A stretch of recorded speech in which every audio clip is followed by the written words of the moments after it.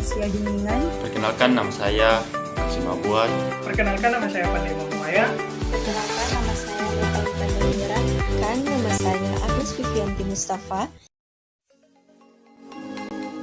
Prinsip-prinsip penata laksanaan ventilasi mekanik.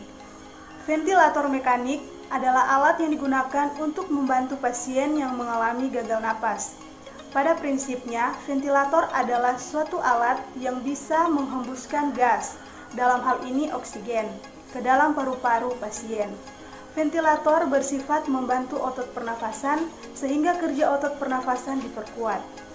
Selanjutnya, tujuan pemasangan ventilator yaitu yang pertama memperbaiki oksigenasi, yang kedua membantu eliminasi karbon dioksida, yang ketiga membantu kerja otot pernafasan. Kemudian ada parameter.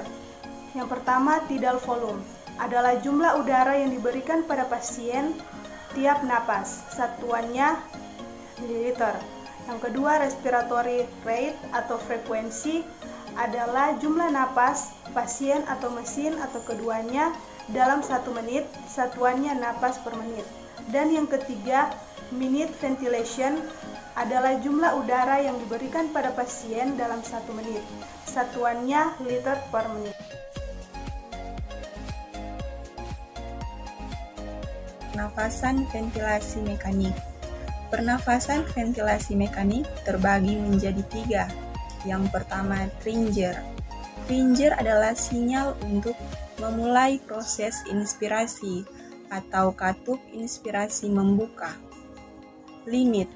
Limit adalah batas dari aliran udara yang mengalir ke dalam paru selama proses inspirasi. Yang ketiga, Kickle. Kickle adalah sinyal untuk menghentikan proses inspirasi atau katup inspirasi menutup dan katup ekspirasi membuka.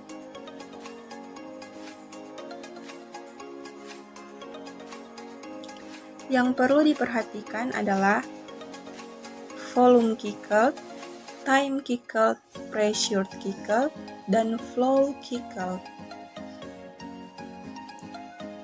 Dan saya akan menjelaskan tentang fase pernafasan dengan ventilator.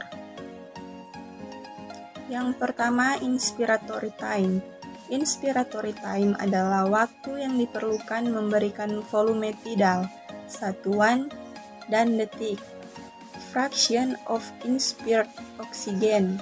Konsentrasi O2 dalam udara yang diinspirasi biasanya antara 0,21 udara ruang dan 1,0 100% O2.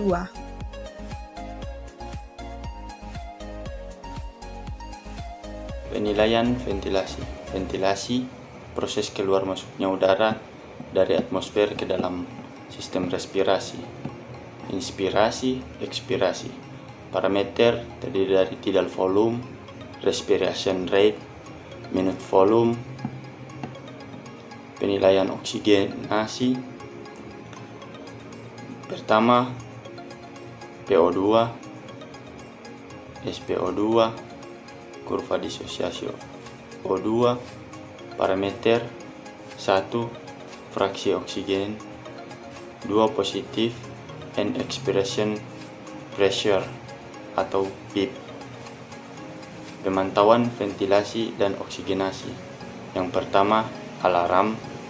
Yang kedua, klinis, terdiri dari inspeksi, palpasi, perkusi, auskultasi. Yang ketiga, analisis gas darah, PCO2, PO2, SaO2. Yang keempat, fototoraks, posisi ujung ETT, paru, pleura. Yang kelima, monitor respirasi SpO2. Keenam, ventilator, tidal volume, respiratory rate atau RR, pinch, graphic flow, pressure, volume.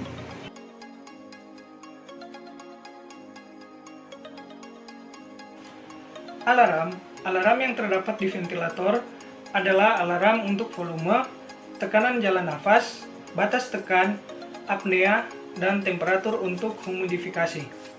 Tanda alarm akan berbunyi jika respirasi rate kurang dari 6 kali per menit dan lebih dari 35 kali per menit. MF kurang dari 25 ml per kilogram. PEEP positive and expiratory pressure kurang dari 3 cm H2O. Dan indikasi weaning itu yang pertama penyakit dasar yang telah diobati dan membaik. Dan yang kedua respirasi, diantaranya respirasi kurang dari 35 kali per menit, FiO2 atau fraksi oksigen kurang dari 0,5, SaO2 lebih dari 90%, PEEP positive and expiratory pressure bisa dimulai dari 5 sampai 20 cm H2O. Dan minute volume itu kurang dari 10 liter per menit. Dan yang ketiga yaitu kardiovaskuler stabil, dan yang terakhir cairan dan elektrolit cukup. Setting dasar ventilasi mekanik. Yang pertama, pressure P atau plateau kurang dari 30 mmHg. Yang kedua, volume 8 sampai dengan 10 ml per kilogram. Yang ketiga, frekuensi 10 sampai dengan 16 kali per menit. Yang keempat, I/E rasio 1:2 atau TINSP 1,0 sampai dengan 1,5 detik. Yang kelima, PEEP 5 cmH2O atau 4 sampai dengan 8 cmH2O. Yang keenam, trigger -2 cmH2O. Kemudian indikasi kriteria objektif untuk penggunaan ventilasi mekanik. Yang pertama, laju nafas lebih dari 35. Yang kedua, volume tidal kurang dari 5 ml per kilogram. Yang ketiga, kapasitas kurang dari 15 ml per kilogram. Yang keempat, oksigenasi PaO2 kurang dari 50 mmHg dengan fraksi oksigen 60%. Yang kelima, ventilasi PCO2 lebih dari 50 mmHg. Indikasi pemasangan ventilasi mekanik. Yang pertama, pasien dengan gagal nafas, pasien dengan distres pernafasan, gagal nafas, henti nafas atau apnu, maupun hiposekmia yang tidak teratasi dengan pemberian oksigen merupakan indikasi ventilasi mekanik. Yang kedua, insufisiensi jantung. Tidak semua pasien dengan ventilasi mekanik memiliki kelainan pernafasan primer. Pada pasien dengan shock kardiogenik dan CHF, peningkatan kebutuhan aliran darah pada sistem pernafasan sebagai akibat peningkatan kerja nafas dan konsumsi oksigen dapat mengakibatkan jantung kolaps. Pemberian ventilasi mekanik untuk mengurangi beban kerja sistem pernafasan sehingga beban kerja jantung juga berkurang. Kemudian yang ketiga, disfungsi neurologis. Pasien dengan GCS 8 atau kurang yang beresiko mengalami apnu berulang juga mendapatkan ventilasi mekanik. Selain itu, ventilasi mekanik juga berfungsi untuk menjaga jalan nafas pasien serta memungkinkan pemberian hiperventilasi pada klien dengan peningkatan tekanan intrakranial. Kemudian yang keempat, tindakan operasi. Tindakan operasi yang membutuhkan penggunaan anestesi dan sedatif sangat terbantu dengan keberadaan alat ini. Risiko terjadinya gagal nafas selama operasi akibat pengaruh obat sedatif sudah bisa tertangani dengan keberadaan ventilasi mekanik. Kemudian yang terakhir yaitu efek samping dari penggunaan ventilator mekanik. Ventilator mekanik diyakini menyebabkan berbagai efek samping. Komplikasi tersebut dikombinasikan dengan kerusakan paru-paru yang dialami pasien COVID-19 dan dapat membuat semakin sulitnya proses pemulihan. Ventilator mekanis mendorong udara ke paru-paru pasien yang sakit parah. Pada kondisi ini, pasien harus dibius dan dimasukkan selang ke tenggorokannya. Lantaran menggunakan sebuah mesin bernafas, pasien seringkali mengalami pelemahan diafragma. Mereka dan semua otot lain yang terlibat dalam menarik nafas. Pasien-pasien ini juga beresiko mengalami cedera paru akut yang berhubungan dengan ventilator, suatu kondisi yang disebabkan oleh paru-paru yang terlalu banyak selama ventilasi mekanis.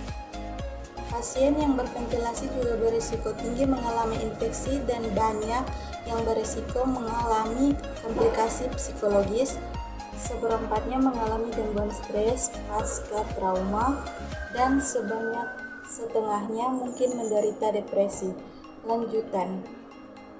Itu bukan hal yang mudah, ada banyak efek samping dan semakin lama mereka menggunakan ventilator, semakin besar kemungkinan terjadinya komplikasi. Ventilator yang menopang tubuh sementara tubuh dengan peradangan yang disebabkan oleh infeksi. Perawatan pasien dengan ventilator. Ventilasi mekanis adalah alat pernapasan bertekanan negatif atau positif yang dapat mempertahankan ventilasi dan pemberian oksigen dengan jangka waktu yang lama. Tujuannya, yang pertama, untuk memberikan kekuatan mekanis paru, untuk mempertahankan pertukaran O2 dan CO2 yang fisiologis. Yang kedua, untuk mengambil alih atau manipulasi tekanan jalan napas dan pola pernapasan untuk memperbaiki pertukaran O2 dan CO2 secara efisien dan oksigenasi yang kuat. Yang ketiga, untuk mengurangi kerja otot jantung dengan jalan mengurangi kerja paru. Kemudian ada indikasi. Yang pertama, gangguan ventilasi, yaitu disfungsi otot-otot pernapasan, kelelahan otot nafas, kelainan dinding toraks, penyakit neuromuskuler yang menyebabkan kelumpuhan otot nafas, kekuatan ventilasi yang menurun atau tidak volume rendah, peningkatan resistensi atau obstruksi jalan napas.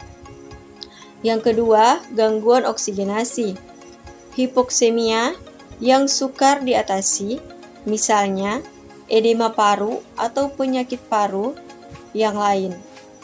Kerja napas yang berlebihan, frekuensi napas lebih dari 35 kali per menit. Dan yang ketiga ada lain-lain, yaitu keadaan yang memerlukan sedasi dan pelumpuh otot untuk stabilisasi hemodinamik pasca operasi besar dan untuk mengontrol tekanan suprakranial. Kemudian, jenis respirator. Yang pertama, respirator time cyclid.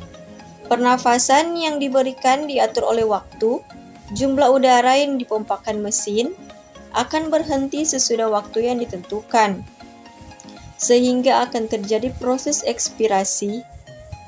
Kemudian, yang kedua, respirator pressure cyclid. Inspirasi berhenti sesudah tekanan yang ditentukan tercapai. Udara yang diberikan akan dihentikan sehingga timbul ekspirasi. Kemudian, yang ketiga, ada ventilator volume cyclid. Inspirasi berhenti setelah volume gas yang ditentukan tercapai. Ventilator tipe ini yang banyak dipakai di ICU saat ini. Volume yang diberikan hampir selalu konstan walaupun terjadi perubahan compliance paru. Dengan demikian, ventilator tipe ini lebih berpotensi terjadi kerusakan struktur paru seperti barotrauma atau volutrauma. Kemudian kita masuk pada modus ventilasi mekanik. Yang pertama, ventilasi kontrol, memberikan ventilasi tekanan positif dengan frekuensi dan volume atau pressure yang telah ditentukan sehingga usaha napas pasien sepenuhnya diambil alih oleh mesin ventilator. Mode ini biasanya dipilih penderita yang diberi sedasi dan pelumpuh otot atau penderita tidak mampu bernafas spontan. Kadang-kadang juga dipakai penderita yang memerlukan kontrol hemodinamik yang kuat. Hal-hal yang perlu diperhatikan perawat. Bila penderita mulai ada usaha nafas, akan terjadi tabrakan pernafasan penderita dengan ventilator sehingga menimbulkan ketidaknyamanan atau komplikasi berupa trauma udara struktur paru.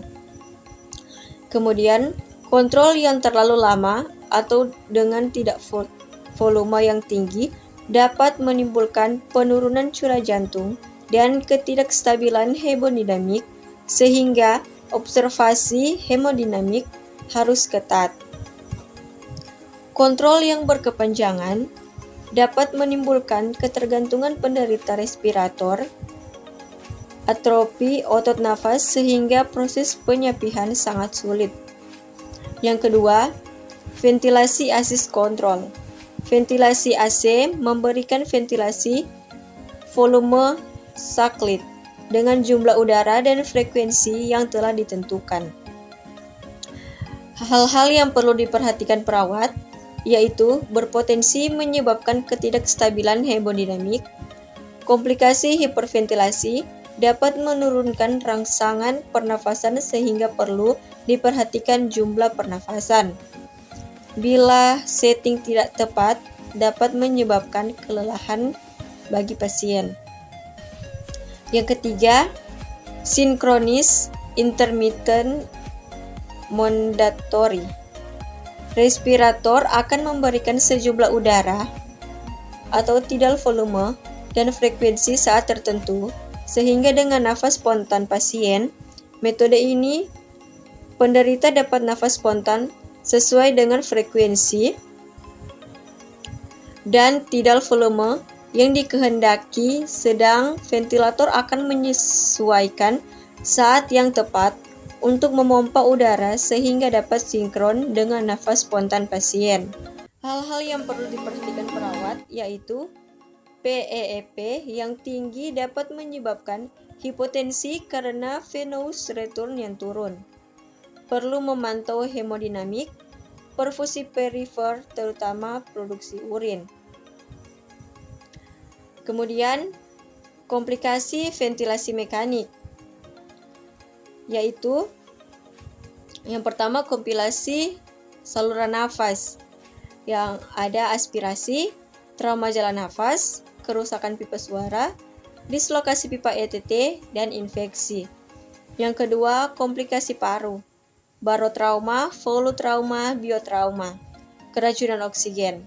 Yang ketiga, komplikasi sistem hemodinamik, penurunan curah jantung, perfusi jaringan terganggu, balance cairan positif.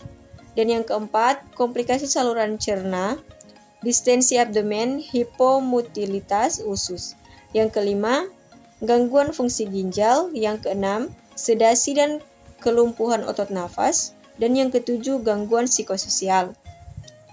Kemudian, ada hal-hal yang perlu diperhatikan perawat penggunaan ventilasi mekanik. Yang pertama, pemasangan awal respirator, sterilisasi alat, kelengkapan alat atau sambungan oksigen udara setting. Yang kedua, sistem alarm. Perawat harus berespon terhadap setiap alarm. Alarm tidak boleh dimatikan, ditinggalkan, atau diturunkan. Yang ketiga, humidifikasi dan temperatur. Setiap penderita yang dilakukan ventilasi mekanik harus ditambahkan humidifikasi dengan temperatur yang terkontrol sehingga udara dapat dihangatkan karena sistem pelembab alamiah dari hidung tidak berfungsi. Yang keempat, selang sirkuit ventilator harus selalu dijaga dari kemungkinan terlepas, tertekuk, bocor, atau tersumbat. Kadang dalam waktu lama, selang dapat berisi cairan yang akan mengganggu aliran udara. Yang kelima, endotracheal tube. Selalu evaluasi tekanan balon ETT dari kebocoran. Perhatikan plester agar ETT tidak tergeser atau terlepas karena pasien yang berkeringat, plester basah atau penderita yang selalu bergerak mengakibatkan ETT mudah bermigrasi. Nah, itulah tadi pembahasan kelompok kami tentang ventilasi mekanik. Terima kasih telah menonton video ini dan semoga dapat bermanfaat. Terima kasih.